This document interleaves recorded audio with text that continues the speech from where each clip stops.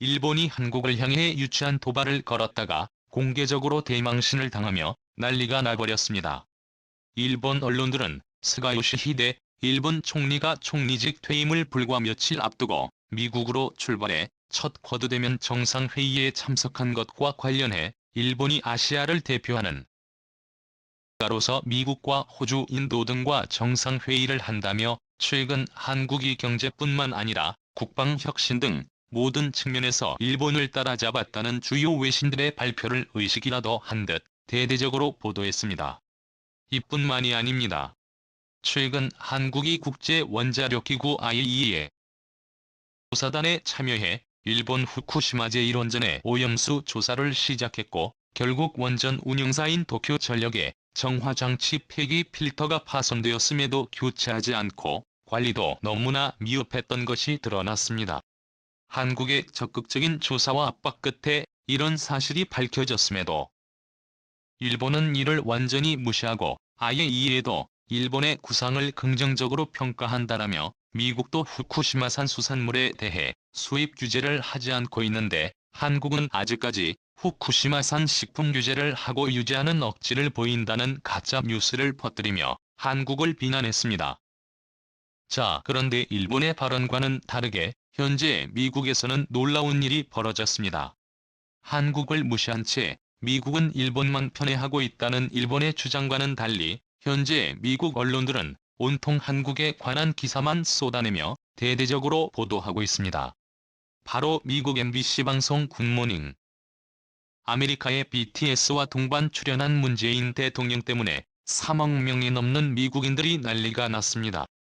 24일 오전 MBC 방송 굿모닝 아메리카를 통해 방영된 인터뷰에서 문 대통령은 비틀스의 노래 봄 인스턴트 댄스에 대해 노래도 아름답고 안무도 아름답지만 차이를 뛰어넘는 통합이라는 메시지를 세계인들에게 전달해 줬다고 생각한다라고 말했습니다. 이어 엄지손가락을 펴서 움직이는 안무 동작을 따라하며 이런 게 있죠? 라고 물었습니다. 이에 BTS 멤버들은 엄지손가락을 펴고 다른 손가락들은 살짝 구부린 채 양손을 위아래로 움직이며 상체를 긋는 듯한 동작을 문 대통령에게 가르쳐줬습니다.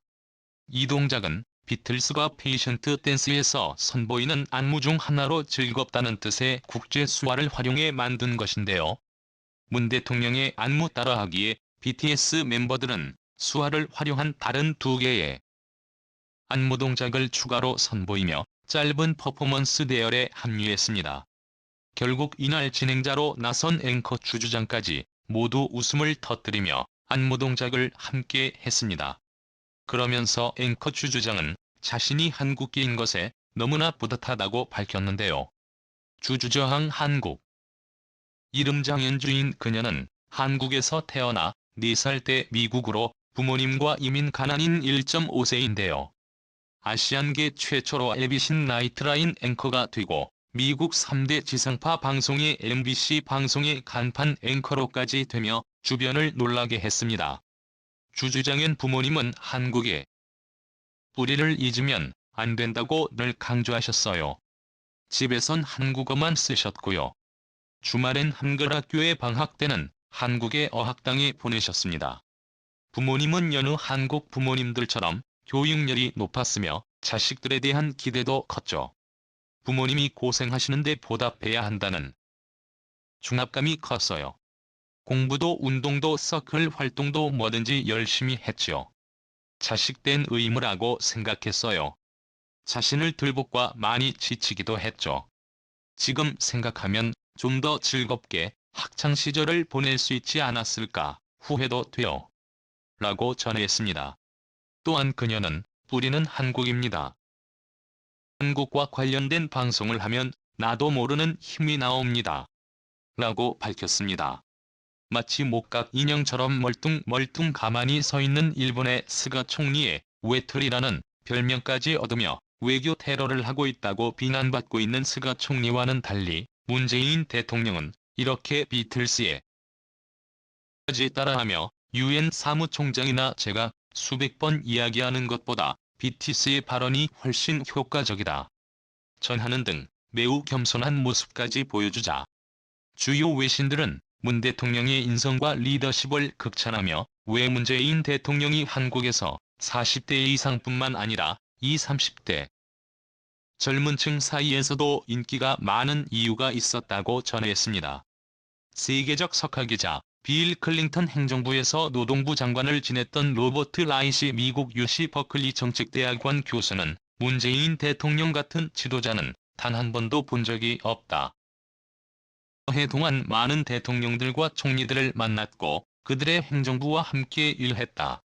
그러나 문 대통령처럼 재능 있고 지적이고 겸손하며 진보적인 사람을 본 적이 거의 없다라고 극찬했고 미국 일간지 시카고 트리뷴은 칭찬받아 마땅한 문재인 대통령의 조용하고 효과적인 리더십의 기고문을 통해 문재인 대통령을 극찬하는 대대적인 보도를 냈습니다. 미국의 한 특별대우는 이뿐만이 아닙니다. 문재인 대통령을 수행해 유엔 총회가 열린 뉴욕의 간청이용 외교부 장관은 지난 21일 뉴욕 소재 싱크탱크인 미국 외교협회 초청으로 국제문제 전문가 파리드 자카리아 씨는 앵커와 대담을 가진 자리에서 모두를 깜짝 놀래키는 발언을 해 화제가 되고 있습니다.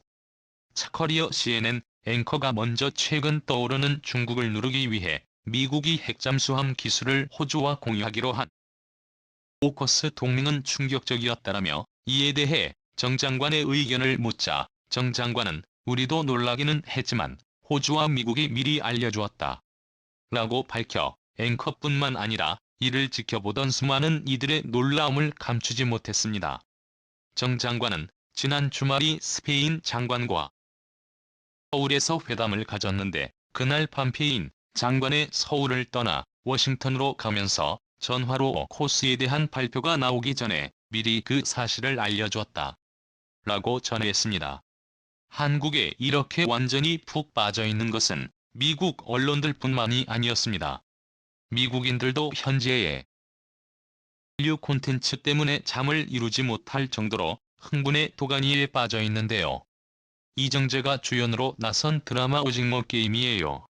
한국 작품으로서는 최초로 미국 넷플릭스에서 인기 작품 1위를 차지했습니다.